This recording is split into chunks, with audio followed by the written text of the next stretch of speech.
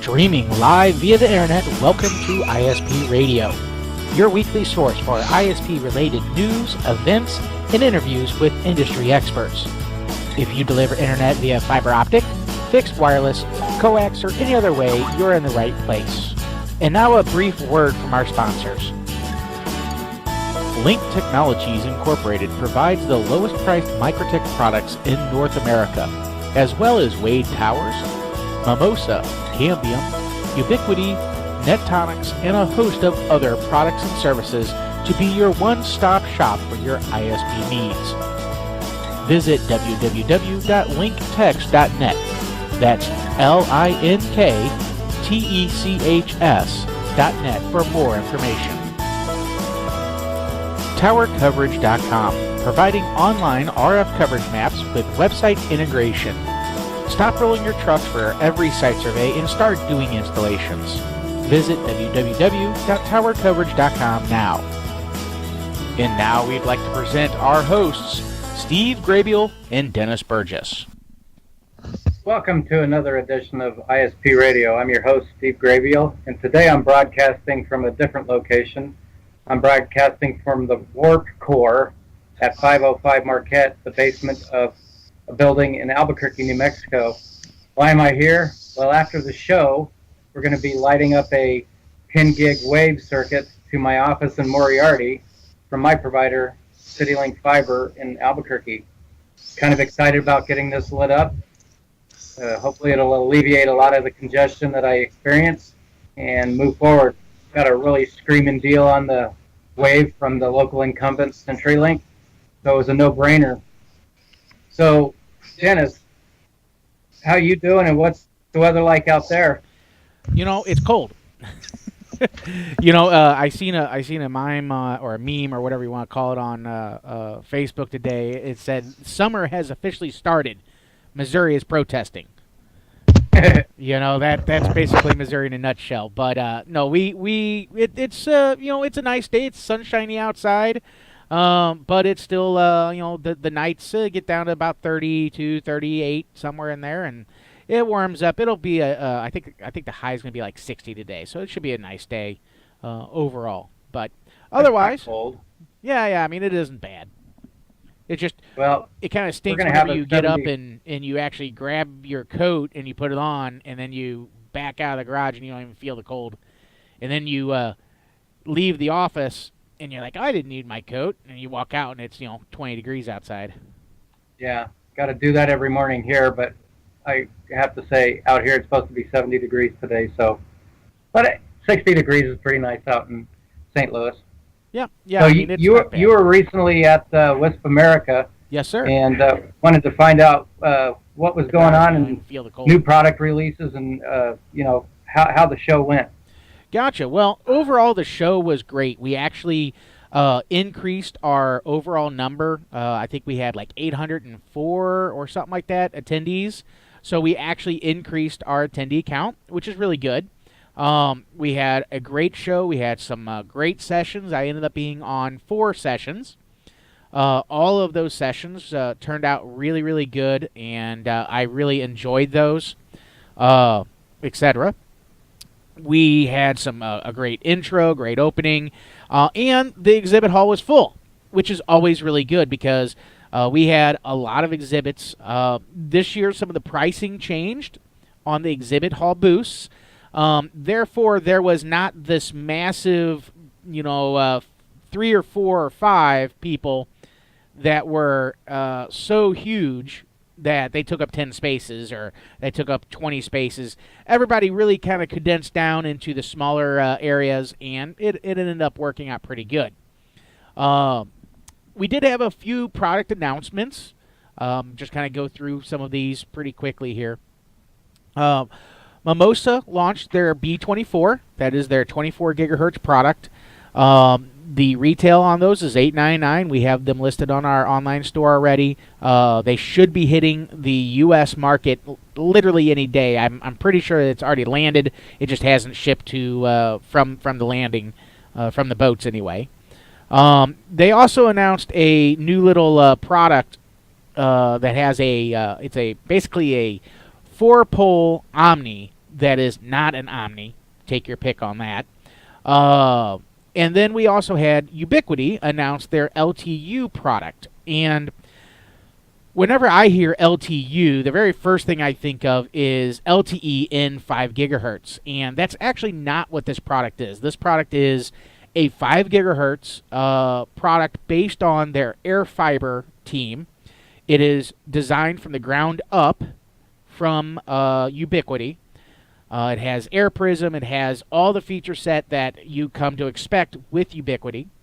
And it is a product that will be point to multi-point as well. And I think they said it was supposed to be shipping second quarter this year. We'll actually have to see about that. But some of the initial tests were pretty good. And it's basically their new product. It's not based on any type of Wi-Fi chip or anything like that. It's their own chip, their own reference design, their own board, their own circuitry, their own everything. So that product is going to be interesting when it comes out. We'll have to see how well that works. Has GPS. The one interesting fact about that is it actually has GPS on the access point as well as the CPEs. So everything has GPS in it. And then base cells, they actually announced their Gen 2 products. They've been actually touting those for several months now as coming out, but we actually have them in stock now. So if you are interested in the base cells 365 Gen 2 products, again, those basically are going to be adding the dual carrier option. It has 4 outputs, and then it has a nifty little door that makes it easier to mount and plug in SFPs and stuff like that. But the whole idea behind that is the design is much better. So that product is also out as well. Overall, as far as the show goes, there was quite a few vendors there. There's really nothing too terribly new that I could tell you other than what I just told you. Everything else has been out there. I'm just trying to think of anything else that sticks in my mind as neat, cool, and nifty. And you got me. Did you notice any new vendors? Someone we haven't seen before? There was a few new vendors. Gray Bar was there. I don't believe that they were at Wispapalooza last year. But there was a few new vendors. Mostly in the fiber realm, selling fiber hardware, and most of the fiber hardware is pretty. I hate to say commodity based, but it's pretty generic stuff. If that makes sense. So, yeah. You do have to do your design and everything like that, but everybody's selling basically the same product across multiple facets. So, again, I'm not sitting there stating that that's good or bad. I'm just stating that most of the products are out there as well. We did meet with a new LTE vendor. I do not remember their name. We're going to be discussing about bringing that product in as well. They have 365 LTE as well. Don't know where their product fits inside the market yet. They were not a Chinese manufacturer. I think they were French or something like that. But they were there as well. That's about it. The food was good. The time was good. The events were awesome. What sessions did you teach? I was in the advanced BGP session. I was in the advanced RF mapping session. I was in the co-op, so the wireless co-op section, and I think they called it friendly competition. And there was actually one other session that I did that's completely escaping me at this point in time. I had to look back in my calendar and find out what it was. But those are the big sessions that were very well attended. WISPA did have a videographer, an audio person in one of the rooms. I believe my friendly competition one was recorded. So eventually they are going to take those videos. They are going to produce those videos, and then they'll put them on the WISPA YouTube page. So if you haven't already done so, just like you subscribe to our YouTube page, you should also subscribe to WISPA's YouTube page for any of those videos if you could not attend. However, I would sit there and tell everybody right now that you need to attend the shows. I have never heard anybody tell me that they did not like, or they did not get their money's worth out of going to a show.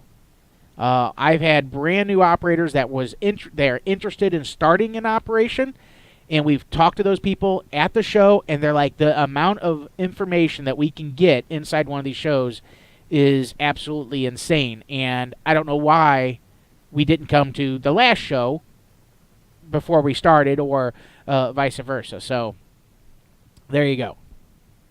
So you brought up something interesting, a thing you brought up, the co-op thing. Tell us a little bit about what that was all about.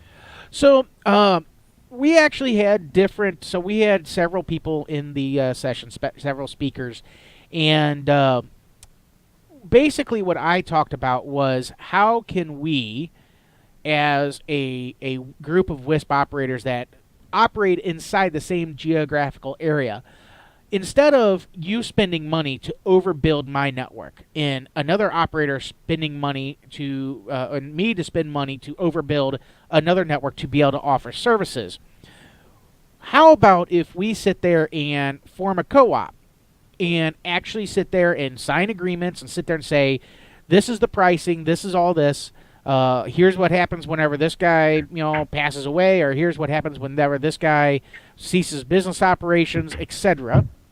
And then what ends up happening is we actually sell based on our larger geographic area, and we actually go do an install. So in our case, we actually send installers out to another geographic area.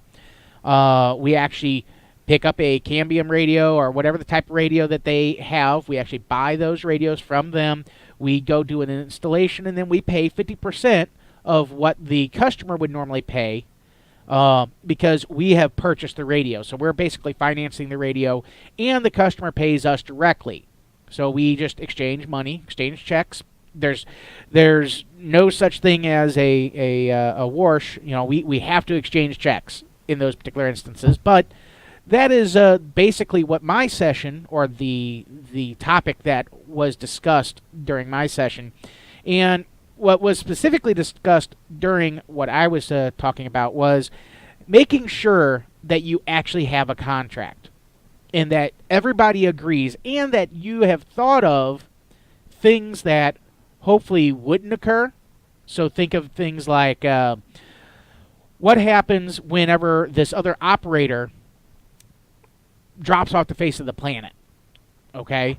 And then their customers are calling us going, hey, I want to get service because I don't have service right now. I can't get a hold of the ISP that services me, even though they're on my network already. Make sense? So you have to plan for those types of things. Write them down. This is what's going to happen. This is how it all works. This is how it would be handled, because you don't want to sit there and send your installer out, go reinstall your customer, okay, with your equipment, take down his equipment, and then now you're billing the customer. Now that your original customer you are now paying for. I'm not sitting there saying you don't or do, but you guys need to specifically specify, here's what happens in the event of. And we've actually ran into a situation very similar to that, and it's no fun whenever nobody's ever thought about that option. Well, a question I have is, anyone in the country successfully doing a co-op like you're suggesting? Yeah, we actually run one here in out of St. Louis. So we actually do that, and there's several others that we actually are involved with. Whenever I say we, Link Technologies is actually involved with. We actually help put together. We had one customer that said, "Hey, I know you guys work for this other company. They're our neighbor. We are friendly. We would like to start something. Can you arrange a conference call? And I'll pay for it. But can we arrange this conference call so that we can start this co-op thing?" And that's what we did. And it's working out pretty good. But the big thing is that these handshake deals, that especially once you get to a certain point, handshake deals just don't cut it anymore. And right. Something else that I also really, really like about doing this is that it actually opens up an opportunity for these operators to resell off their network. Because now they've laid out this basic framework of here's what happens whenever ISP-A doesn't respond or whatever the case may be. Here's this basic framework. So now you could actually go to your local computer store, okay, and maybe they want to sell internet based off their internet brand, and all they need to do is pick up a piece of radio from us and go install it. That's it. Now you need standards of installation, you need all that kind of good stuff, but that's the type of thing you need. And I do know of another co-op, another guy that was actually in the session with me. He actually runs his network. He actually builds his backhauls, builds his APs, etc. But he has 2 customers. One is a local reseller, and 2 is a national reseller. That's it. He does not do any actual installs. He just runs the network and goes do tower work if necessary. Doesn't deal with the end user. How wonderful would that be? Again, yeah, I mean, it's when you really think about that, that's actually not too terribly bad because the person he has to deal with is already somebody that knows what he's doing or hopefully knows what they're doing. Therefore, their support time is that much simpler. Okay? Yeah. At least they're speaking to someone that knows the jargon that we can actually speak. So, again, I'm not saying they're saying that that's good or bad, but it's really nice, or it'd be really nice to be able to do that. Mm-hmm. So no, that sounds really interesting to me, especially in my neck of the woods where there's more ISPs out in the sticks than there are in downtown Albuquerque. Yeah, and you know, it's one of those things. Sometimes everybody can agree upon pricing. It's really easy, and sometimes that doesn't really work that well. So it really depends on how well they're buying it. I mean, you're getting a 10 gig wave. You know, your 10 gig wave should be very, very inexpensive compared to even a 1 gig wave. You know, when you look at the cost per meg, anyway. Yeah. You know? So that's the way it works. I mean, here in St. Louis, we can get a DIA from Cogent for 100 meg at $600. Okay, but we can get 1,000 meg for $300. Do the math on that. Why wouldn't you get 1,000 meg? It all depends on what you're wanting to do. That's exactly why I chose a 10 gig, because none of my stuff can support it, but I can grow to it. But the cost per meg is way cheaper. Right. You know, and honestly, once you get up to that, you know, upgrading is pretty easy. So. Yeah. Anyway. Well, speaking of that, we have. It sounds like the show was wonderful, and I can't wait for WISPAPalooza. Always look forward to that. But speaking of all that, the reason I'm here is twofold. Is to light up a 10 gig wave from my provider here in Albuquerque. And John Brown with Citylink Fiber, he also wanted to be on the show to talk primarily about network hygiene. We got to talking offline about a week ago about wanting to be on the show to talk about the big Tier 1 providers hammering down on guys like us for dirty networks. John Brown he is basically a Tier 1 provider, and he's also, you know, just like us, he runs a wireless network, and he runs a fiber network here in Albuquerque, and does an outstanding job at doing that. But he's been seeing and talking to the Tier 1s that are talking about exactly what I'm saying. If we don't run clean networks, these big guys are going to can and will shut us down. So with that, I introduced John Brown. He's he's been on the show before, and he's a wealth of knowledge. So, John Brown, you there? I'm here. Can you all hear me? Yep. Groovy. So, morning, everybody. So go ahead and tell us about what we talked about and how it impacts large providers like you and us small guys. Oh, yeah, certainly. Well, I wanted to comment real quick on the conversation you guys had going with regards to, 100 meg for $600 and a gig for $300. Why wouldn't you go buy the gig and pricing of bandwidth and stuff? And that's the thing that I think a lot of WISPs need help with understanding, is how to purchase bandwidth and purchase it at a competitive price point. And like you were saying, Steve, you have this 10 gig circuit coming, and we're going to turn it up here after the show. Your network's not at a point where you really need 10 gig. So it's kind of, well, wait a minute, why would I do 10 gig when I probably can get away with just a 1 gig? One of the things to think about is the underlying technology, which is that when you have that 10 gigabit optical wave, those bits that make up our packets are going down the road, going down that path at 10 billion packets, or 10 billion bits rather, per second, as opposed to 1 billion bits per second. So the amount of time, or what I call the flight time of your data, is substantially reduced when you have a faster circuit. So that means that your packets get to move in and out quicker. You pull your latency down. You get to drain that pipe a little bit quicker, and that helps with the user's experience overall with your network. And when you're looking at a streaming protocol like Netflix or what have, that'll help as well with that.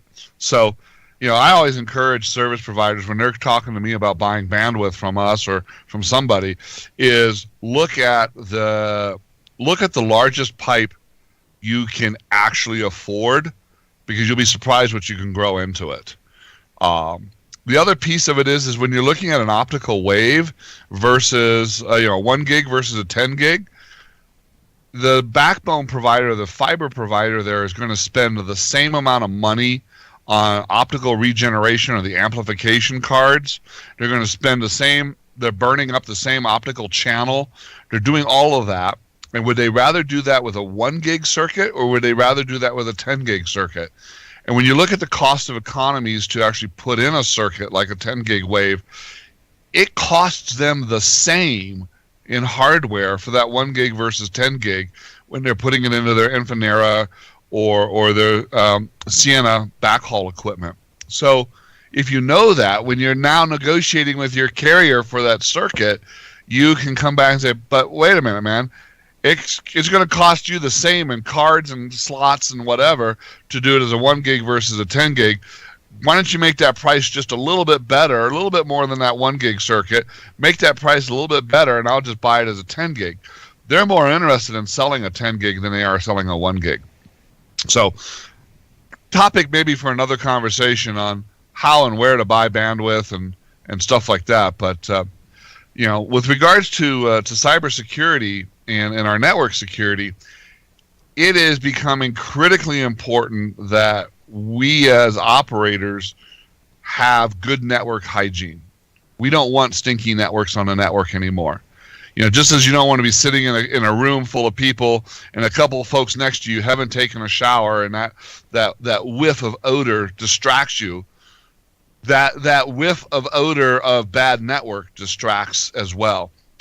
And it's even more important for our wireless ISP brethren that are out there, because WISPs are dealing with a very finite amount of bandwidth and a very finite amount of time available in that wireless radio's ability to send a packet or receive a packet. So we want to send and receive packets that are making us money, not send and receive packets that we're ultimately going to throw away. So with that, I was recently at a Microsoft conference here in Central America. It's their annual cybercrime conference, and we were talking about the whole DDoS issue. Many of you have probably heard about the recent DDoS using what's called Memcache-D, which is a daemon that runs on a lot of Unix machines to help make the Unix machines run better. But a lot of people had misconfigured Memcache, and so they're able to generate, the cyber criminals were able to generate a 1.4 or larger terabit per second. That's a terabit is 1,000 gigabit. So that's a huge amount of bandwidth as a DDoS because of these Memcache issues. And a lot of this stuff, quite frankly, could be prevented if we roll back to 1999, year 2000, when my good friend Paul Ferguson wrote the Internet Engineering Draft that became Best in Current Practice number 38, BCP 38, which talks about preventing source spoofed packets from leaving your network. And a source spoofed packet is where that IP packet has in its source address an IP address that isn't that user. They're faking the IP address and sending the packet out. Our routers forward packets based on destination, not source. So our routers, whether they're MikroTiks, Ubiquitys, Cisco's, Junipers, Brocade, Foundry, you name it, a router is looking at the destination address to figure out where to send the packet. And if we source spoof, then we can use that as a way of creating an attack vector that either is attacking our customer on our WISP network or is using the infrastructure in our WISP network to attack somebody else. So I want to get the message out in 2018, and we can have a conversation here about why it's important that we as WISP owners and network owners need to truly clean up our network. We need to get rid of open DNS servers that we have on our network. We need to get rid of the open NTP time protocol servers, the memcache, the chargens, all of these things that get used to create an attack. And part of the reason we really need to start caring about it is that at national levels, various countries are now starting to look at DDoS and these kinds of issues as a national security issue. When you can turn around and DDoS a bank, a country's primary bank or one of their largest banks, and take that bank off the internet from an online transactions perspective for days on end, you are now materially impacting that country's ability to do commerce. Last year, I read that the United Kingdom is now, as a government, you cannot sell internet to the UK government unless you can prove that you are and that you continue to be compliant with BCP 38 and you do not allow source spoofed packets into your network. At this conference I was at in Panama, there are other organizations, other countries that are now starting to look at that as well. We as WISPs really need to get our networks cleaned up to do that. And so that's sort of my opening 30 seconds that took 4 minutes.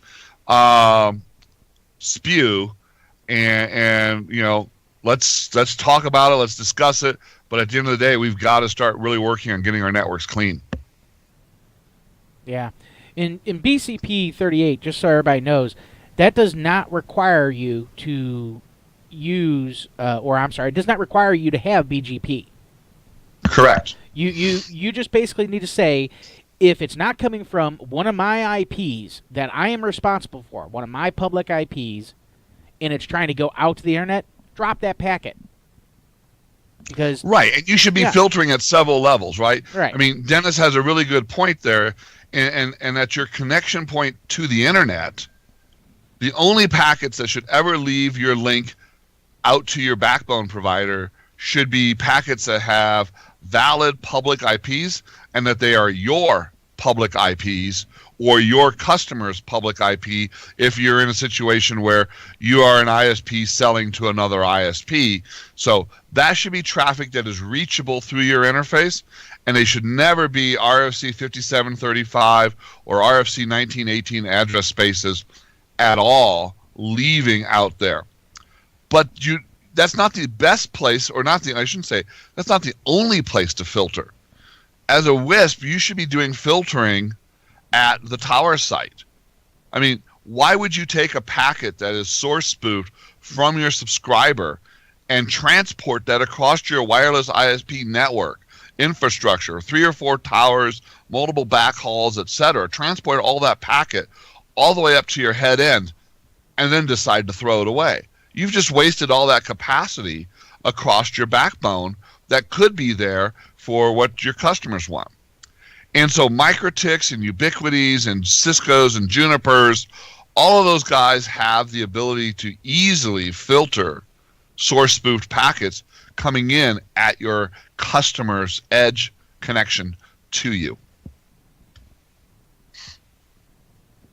Yeah, I mean, you bring up a great point, John, because recently, and I don't claim to be someone as guru-ish as you or Dennis, but I personally got hit with I got blacklisted on my public IP. I double NAT. We're working to change that, but I got blacklisted on my core router, and it's not a mail server, but someone was spewing out stuff, and a bank shut me down. So I got to go find out what bank and how I mitigate this. It just turned into a nightmare, and it's because I guess I am running a dirty network. How would I know? I mean, I'm not technically savvy enough to find that, but show me the right path to do it, and I possibly can get it done. But this is a point. I think a majority or a lot of us in the industry are like me. We're not gurus like Dennis or John, and they're the guys that can really help us clean up our networks. Well, I mean, the thing is that what I see is a lot of WISPs, when you get past a certain size, as that initial business owner that started the business and grew the business, you have a lot to be proud of as you've grown this business. Now you're reaching a point where you've got several thousand subscribers. You've got a network across maybe multiple communities, multiple counties, etc. And your network is getting to a point where you really need to start bringing in the subject matter experts into your organization. You need to have a full-time technical person that's going to help manage and deal with the network. You need to have somebody, you probably already do, that handles the customer service calls and the billing and those issues so you can go about running your business. So if we can do that with the billing and the phone sales and stuff like that, then you need to do that with the technical. And then I would say on top of that, you turn around, you go to somebody like Link Technologies, and you backstop your internal capabilities with the advanced services that Dennis and his crew, just to throw out a quick shout out there, that Dennis and his crew can do to help you on a technical end for those more specialized projects or specialized needs. But at the end of the day, you're the person that owns the WISP. You're responsible for making sure your network is clean. And there's a number of things we can do to look at our network.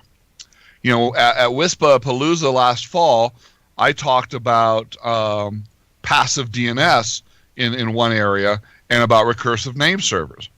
A lot of us as wireless ISPs, I bet you if I were to sit here and ask all those that are on the call today, listening today, how many of you are setting your recursive DNS to 8.8.8.8 or 4.2.2.2 because you don't run a recursive name server in your organization?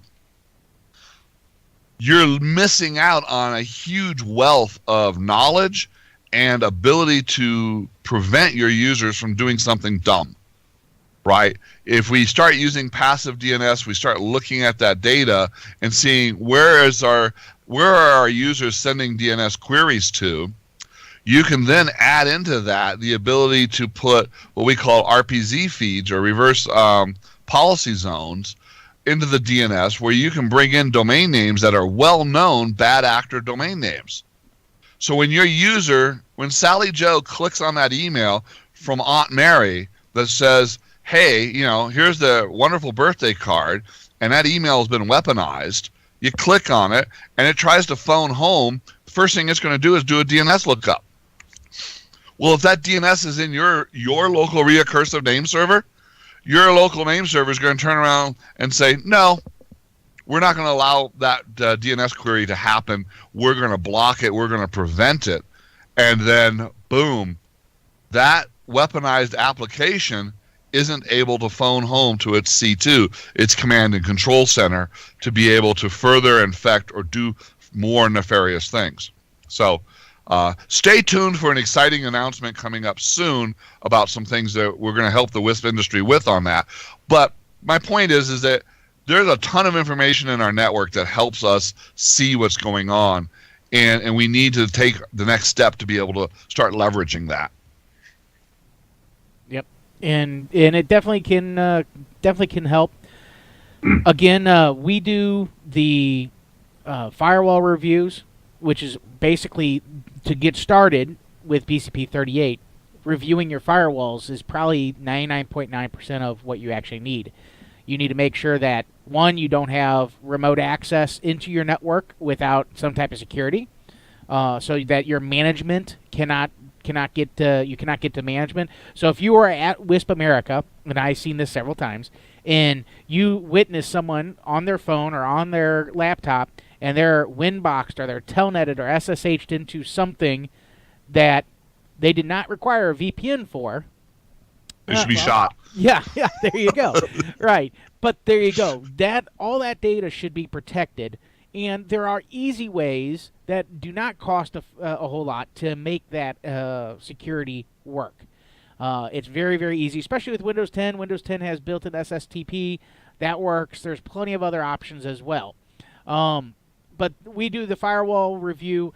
I know everybody's going to ask, and I'm going to tell everybody the exact answer that I tell everybody this, that I cannot sit there and estimate how long that's going to take. It depends on the number of routers you have. It depends on the number of entry points you have. And it depends on the number overall of how easy I am able to access all those and to review, make recommendations, and then change. So it could be, honestly, we usually sit there and we can give a estimate of usually about an hour to 2 hours for your core routers or your edge devices, and then about 30 minutes for each tower router. Is that good? I can't sit there and tell you that because I don't know what you have going on those devices. Furthermore, there's other things that we actually discuss quite extensively.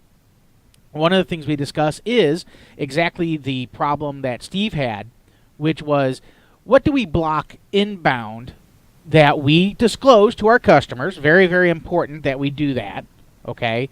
Because we don't want to violate net neutrality or anything like that. But what do we disclose to our customers that, hey, we block inbound port 25. Hey, we block inbound DNS queries. Hey, we block inbound NTP. We block all those types of things because we know that is a attack vector for our customers. We also block web access. We also block 8291, 443. We block all those unless you specifically request access to it. And as long as you disclose that, it's not a big deal. I remember back in the day, whenever I had an AT&T DSL account, for me to be able to send to my own server, okay, I had my own mail server. I needed to send outbound SMTP, port 25. All right, I had to call AT&T and say, hey, I need to be able to send to port 25 outside my network. Right. You know, and that's not a big deal. And a lot of deal. providers do that today. I mean, there's a lot of folks that are, preventing you from just running your own mail server from an anti-spamming perspective, and they require you to go through the data centers or the colo providers' mail server environment. And just to chime in here real quick, the fact that we set certain network policies to prevent malicious activity and abuse on our network, that does not run afoul of net neutrality. There are things that just are not needed to be on the internet. You do not need to run Microsoft's NetBEUI protocols. They are hyper insecure across the internet. And you don't need to have an open direct connection to a Microsoft SQL server across the internet. That should be done across a VPN, and to do it as a VPN is, dirt simple, easy to do to protect your network and the data that you're actually trying to send, and also to prevent the systems from being abused. What we need to be able to do on our websites is we've got to be able to have a disclosures page that says, Citylink blocks X, Y, and Z and rate limits NTP queries and memcache to 1 megabit per second. Okay, great. Now we've told all of our customers that that's what we do, and the reasons behind it. And if a customer has a particular use case where that is breaking something, then you can take a look at it on a sort of case-by-case individual basis. To me, net neutrality is about that Steve isn't going to get upset with Netflix and cause all of his Netflix customers to be rate limited to 128 kilobits per second unless Netflix pays him more money. That is not something that we as network operators should do. And that's, to me, where the heart of net neutrality is. But that's a whole separate conversation and a whole separate hour on the show that we don't need to get to today. Oh, yeah. I just posted up in the Skype chat. I don't know, Dennis, if that goes out to the whole world or not, but in the MikroTik manual, there's a setting basically called RP-filter, and that does reverse path filtering. So literally, it's a one-line configuration that will cause the router, the MikroTik, in hardware, in the kernel, to be able to determine whether or not a packet coming in an interface is source spoofed or not. And if it is, it'll drop it. Mm-hmm. So you don't need to build very large, complicated packet filtering rules to start doing stuff that the BCP 38 or RFC 3704 suggests that we do. But to your point, Dennis, of how long is it going to take to do these kinds of assessments? Well, I'll tell you, the first thing that I've seen a lot of WISPs, they don't have is a good network map. They don't have a good document that shows how their network is set up, how it's connected, what are the items and what are the inventories, what are their asset inventories at each of those locations that they need to protect and manage and make sure it's the right firmware levels and all of that. There's a lot of hodgepodge that happens there, and that creates a challenge when you want to push out a system-wide policy or bring somebody in like Link Technologies to look at a network and see what needs to be done. So I also encourage our service providers out there, you got to build a good network map, a good documentation that shows you and keep it up to date what your network looks like. I remember about 8 years ago, this gentleman said he needs network help, yada, yada, yada, and we're like, well, where's your network map? Because that's one of our very first questions when we start with a new customer. And he goes, well, I can FedEx you something that has my network map on it. Okay, you're going to FedEx me? But that's fine. And he FedExed me 2 cocktail napkins. And on it had his network diagram. That sounds like how we used to build the internet back in the 90s when I lived in Silicon Valley. Yeah. It's like you literally put 2 cocktail napkins in a FedEx envelope and mailed it to me. And I'm like, you couldn't, that was 8 years ago, but we had smartphones then, take a picture of it and email it, or take a picture and text it. I guess maybe MMSs, they were out-ish. So it definitely has to be done. And if the flip side to that, and as John said, must keep it up to date. I would rather not have a network map and have to build it myself than to have an inaccurate network map that you say is accurate. Because that inaccurate network map will make me have very, very specific issues, very, very specific issues while I'm trying to design or while I'm trying to work on your network. And all of a sudden I have bad information, and that bad information leads to bad decisions on my part and anybody's part. So, well, I just want to throw this out there. From my standpoint, being a small operator that's that's kind of technically challenged myself in this realm. Guys, you got on the show today 2 MikroTik gurus, and I'm sure they know a lot about a lot of the other toys out there. If you're like me, utilize them. John says going out and hiring someone to do this. That for me is not feasible, but I do leverage Dennis quite a lot in his organization. They've helped me root out these problems to get me delisted and de-blacklisted and that stuff, and it's stuff that I don't know how to look at, but I'll tell you what, when you pay them the money and they fix the problem, they'll sit down and explain to you what they did and what you look for, so I don't have Dennis on payroll the whole time, but I have a good network company with the skill sets to help me get through these problems. I simply could not afford someone of that skill level full time, but you do have the resources to help put on the deodorant on your network to keep it from stinking up all your neighbors and making them angry.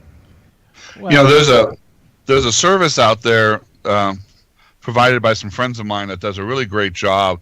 That if you're a WISP and you're not using, you need to, and it's free, like free beer. I mean, how many WISPs out there like to get good, useful information for free? And so I would encourage you, if you haven't registered with Shadow Server, is to go to shadowserver.org and look at that. And what Shadow Server will do for you is they scrape the internet every day looking for vulnerable open issues on the internet and in your IP space.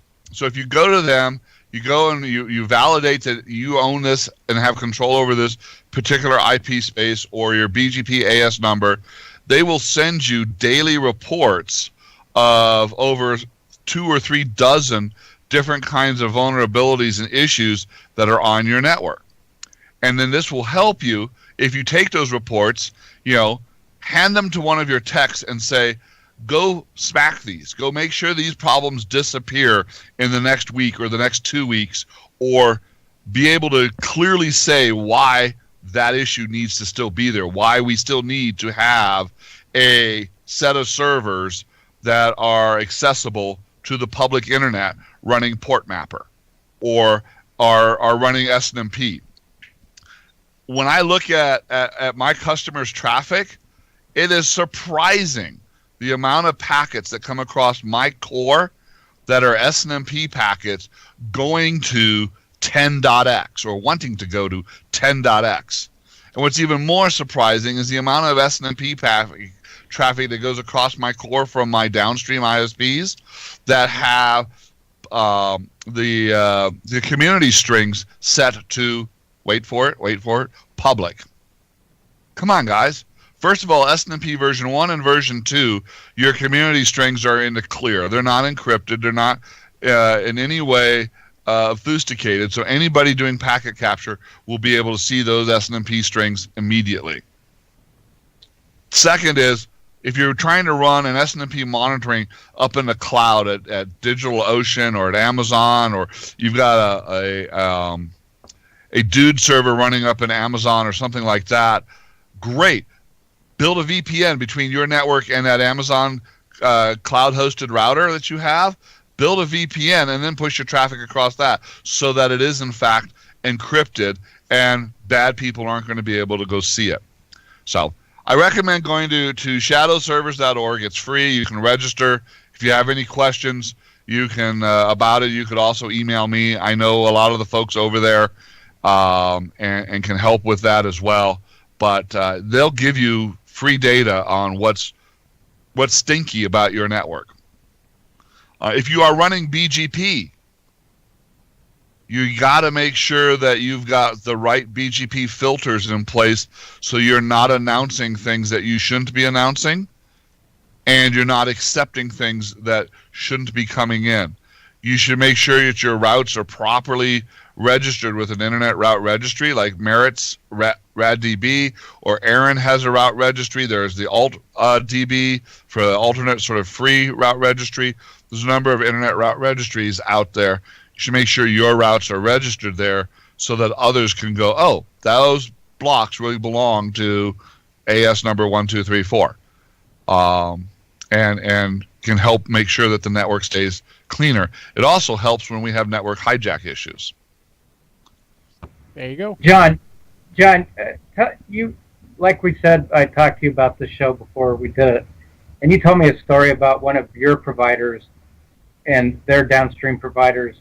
Could you tell us a little bit about that story? What I wanted to get at is that the big guys, your CenturyLinks, your Level 3, all those folks are starting to lower the hammer about the story, if John will share with us, about what's going on.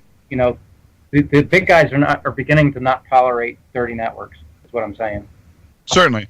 I mean, when you have a DDoS attack that could be, as was reported in the public, up to 1.4 terabits per second, that is backbone killing kinds of speeds, right?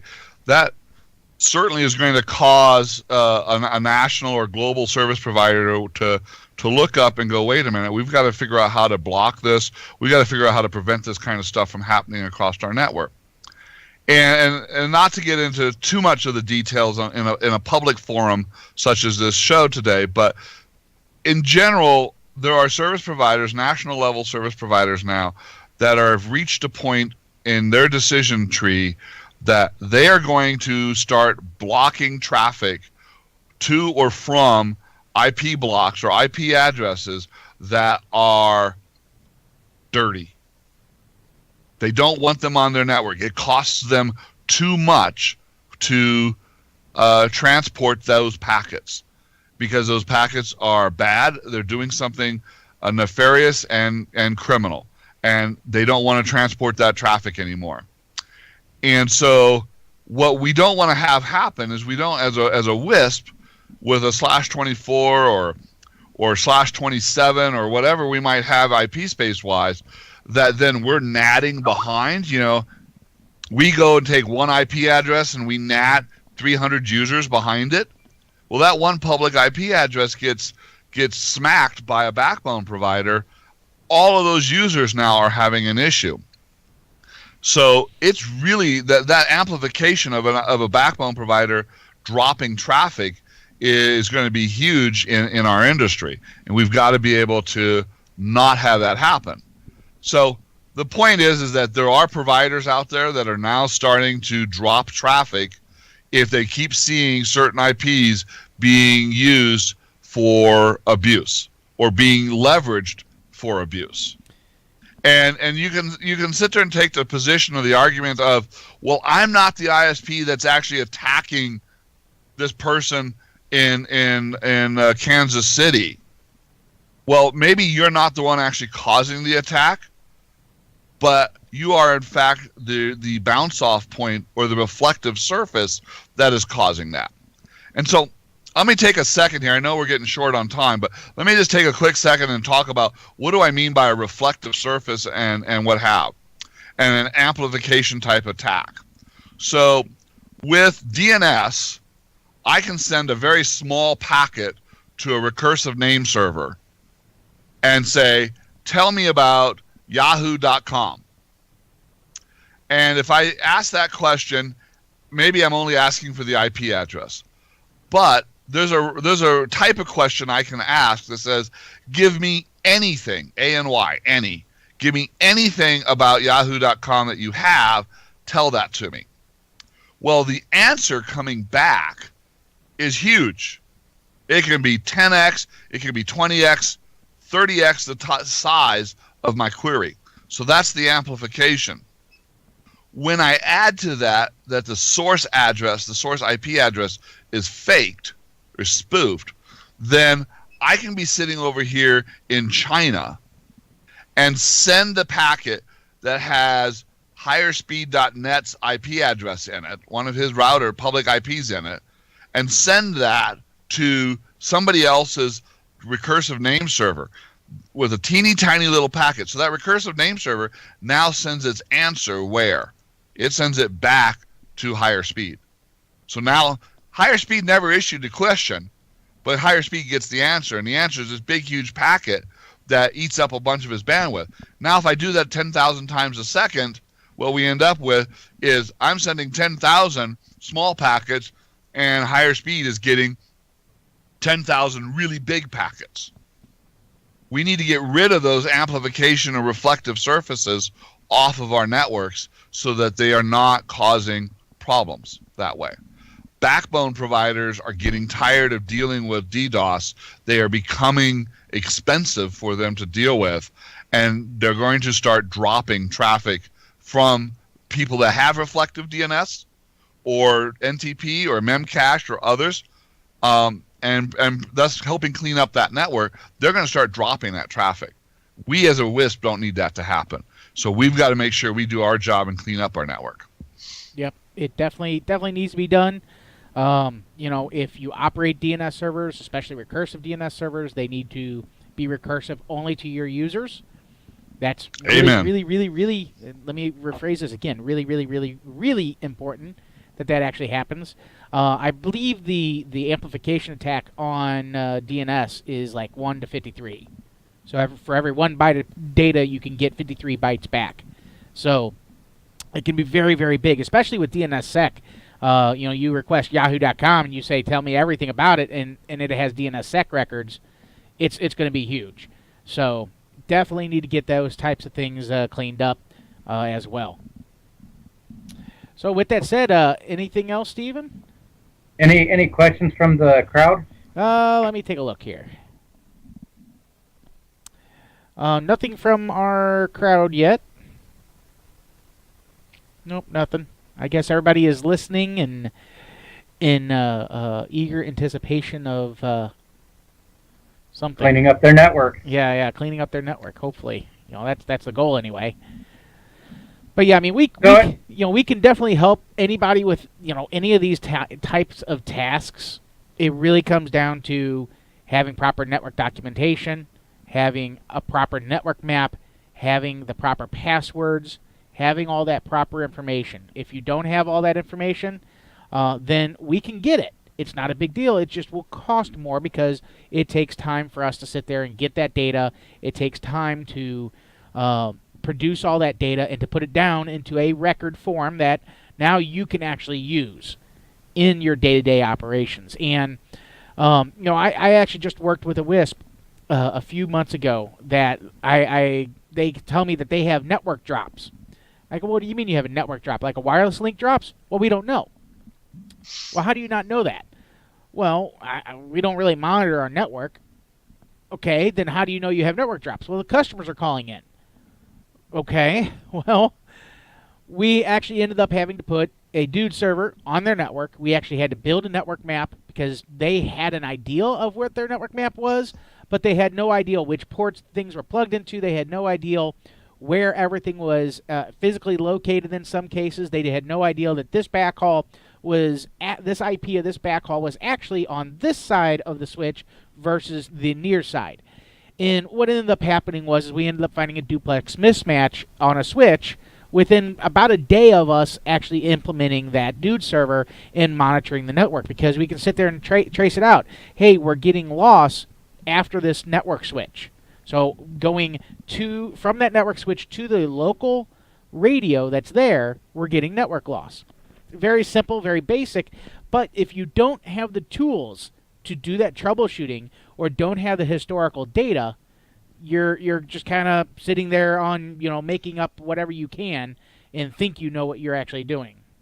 Absolutely. I mean, the one of the things that most of the ISPs I've worked with are, and I hate to say this, are bad about is telemetry and network monitoring and maintaining that information for historical. We a few weeks ago, we had one of our users was a wireless user was having some problems on their network. Their speed went down, and I was trying to figure out what was the cause of why their speed dropped off so badly. The problem was, and I'll admit it, we hadn't put that particular endpoint device into our monitoring system. So I didn't have my CCQ, I didn't have my RSSI levels, I didn't have my transmit and receive bitrate frame levels. I didn't have anything historically that said that, how this network, how this connection had been running. And that's the first place I went, because when we get a query like that, I go look at my telemetry data to see whether or not, look, 2 days ago at 11 o'clock in the morning, all of a sudden the signal level went down, got worse by 10 dB. Well, what was the cause of that? Was it somebody on the roof? And that's the first question I then go ask the end user. Hey, did you have anybody up on the roof last Tuesday around 10 in the morning? Oh, yeah, the air conditioning guys were up there cleaning out the air conditioner and getting it ready. Okay, well, heck, I bet you they bumped the skid and changed the alignment on this thing, and we've got to go and do a little alignment check. So it's really important that we have good historical telemetry data. The Dude is certainly a great tool. Libre NMS is another free tool. Zabbix is another free tool. All these devices are great tools, and maybe we should have a show sometime that talks about network monitoring and the kinds of tools that are out there. One last thing I want to throw in there is, according to the US CERT, DNS amplification is a 70-to-1 amplification factor. So that means for every 1 byte that you send in, you're going to get 70 bytes out. So if I send a 100-byte query, I'm going to get 70 times that typically as a response for my attack on somebody. 70 to 1 is a pretty big number. Memcache was tens of thousands to 1 amplification factor, and that's what hit us all in late January, early February. Yeah, we actually block outbound, so any DNS queries that go out from us, from our network, we actually, if they do not go, or if they're not from our actual DNS servers, we actually block them. And we've actually had customers say, hey, I want to use OpenDNS. That's perfectly fine. You have to tell us that. And it's in our disclaimer that you have to tell us that you need to use a different server, and we will open that up. It's not a big deal.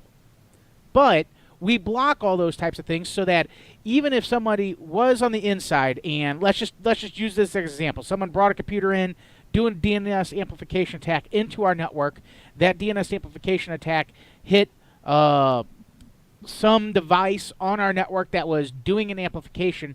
That would not even go out unless they actually specifically said, here's the servers I'm going to go to, and then the DNS would have to go to these very specific DNS servers.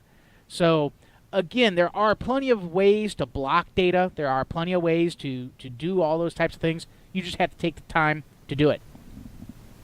And guys, it's okay not to know this stuff. You've got technically savvy guys, 2 of them here, that can help you out, particularly Dennis, because that's his core business. He knows this stuff. He's helped me out dramatically several times, and I appreciate him for it, but we just need to clean up our networks, guys. It's that simple. We don't want to get shut down. This is another reason why, if we're in this industry, we've got to be going to WISPAPalooza and WISPAMerica, at least one of those shows every year. Carve it out of your time, carve it out of your budget, get there. Because I guarantee you, the conversations with all the knowledgeable people, the technical folks that are at those events, having that bar room or that hallway conversation or going out to dinner or whatever and getting to know these people, that social networking is really good, but also the ability to have those technical resources and those learn. We're not building a spaceship here. We're reinventing what people have already done in each one of our markets every time we go and start a new ISP. There's a whole reinvent process that happens. So let's stop spending so much energy on that and start using the collective skills that are on the mailing lists, that are at the conferences, that are on shows like the ISP radio show and others, and get actively involved. I know you guys have got to run a business. I know what that looks like. But if you don't get involved in these other pieces, it's going to be harder for you to grow your network at the level you want to be able to grow it. There you go. Well, I think we're out of time, and I want to thank John Brown for being on the show and Dennis for giving us the WISPAMerica update. I believe April 4th, we have Preseam to talk about quality of experience, a product or service that they're offering. Yep. I had them on the show previously, but wanted to talk about their quality of experience that they spoke about, I imagine, at WISPAMerica, but I heard it particularly at WISPAPalooza last year. So with that, Dennis, can you wrap us up? Yes, I can. Also, we're still working on another show. We're going to have some of the guys from some ISPs from, Washington State, who have recently had their state basically state, the net neutrality rules are back in force in that state. And again, going over how the government has screwed it up again, basically. My quick view of net neutrality is a good thing as long as it's not lobbed with all of the reporting requirements, etc., that we had with Title II. And now the FCC's got rid of that. Now states are basically doing the same thing and stating, we're going to do all that on an individual state-by-state basis. And for anybody that operates across multiple states, that's going to be a problem. Anybody that operates within those states, now they have reporting obligations to the state that, again, mirrors, and they have to basically hire another person just to get that stuff done. So we are still working on that, and we will have them on as quickly as possible. Otherwise, we will let everybody go. Thank you very much for being here, John and Steve. Thank you. Thanks, guys. Thank you for listening to ISP Radio. We hope you've gained new insights and additional wisdom in our industry as well as your business. Please remember to visit our show sponsors via the links on ispradio.com. If you're interested in becoming a show sponsor, contact us at sales@ispradio.com. Now go out there and push those packets as fast as you can. Good luck and Godspeed.